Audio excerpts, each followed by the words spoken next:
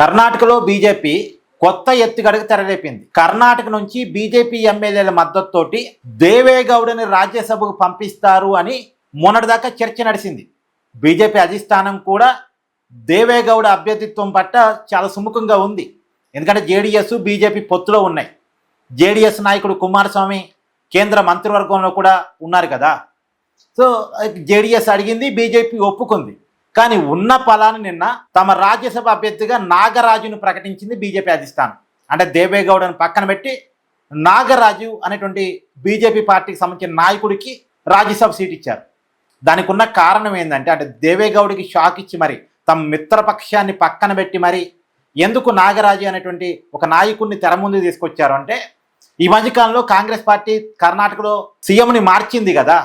సిద్ధరామయ్య చేత రాజీనామా చేపించి డీకే శివకుమార్ని సీఎం పదవిలో కూర్చోబెట్టింది కదా.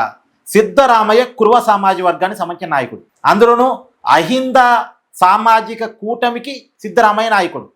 అహింద అంటే ఎస్సీలు, ఎస్టీలు, బీసీలు, ఈ సామాజిక వర్గాలన్నీ కూడా ఒక కూటమి, దాన్ని అహింద అంటారు. ఈ కూటమిని లీడ్ చేస్తుంది సిద్ధరామయ్య. ఈ సామాజిక వర్గాలన్నీ ప్రధానంగా కాంగ్రెస్ ఓట్ బ్యాంక్. వీరంతా సిద్ధరామయ్యని తమ నాయకుడిగా చూస్తూ ఉంటారు.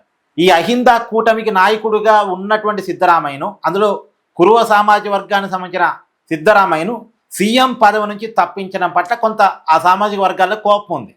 కాబట్టి ఆ సామాజిక వర్గాలు కాంగ్రెస్ ఓట్ బ్యాంక్ని తమ వైపుగా మలుచుకోవటం కోసం బీజేపీ ఈ నాగరాజు అనేటువంటి నాయకుడిని తెర ముందు తీసుకొచ్చింది. ఈ నాగరాజు కూడా కురువ సామాజిక వర్గానికి సంబంధించిన నాయకుడు. అంటే సిద్ధరామయ్య సామాజిక వర్గానికి సంబంధించిన నాయకుడు. అంటే సిద్ధరామయ్య సామాజిక వర్గానికి, సామాజిక కూటమికి కాంగ్రెస్ అన్యాయం చేస్తే మేము న్యాయం చేస్తున్నాము అని బీజేపీ చెప్పుకోవడం కోసం, అందుకే ఉన్న పలానా రాజ్యసభ అభ్యర్థిని బీజేపీ మార్చుకుని, అంటే దేవేగౌడికి మాటిచ్చి కూడా దేవేగౌడిని పక్కన పెట్టి ఈ నాగరాజు అనేటువంటి ఒక నాయకుడిని తెర ముందు తీసుకురావడానికి ఉన్న కారణం ఇది. మరి నాగరాజుకి రాజ్యసభ సీట్ ఇచ్చినంత మాత్రాన ఈ సామాజిక వర్గాలన్నీ బీజేపీ వైపు తిరుగుతాయా చూడాలి.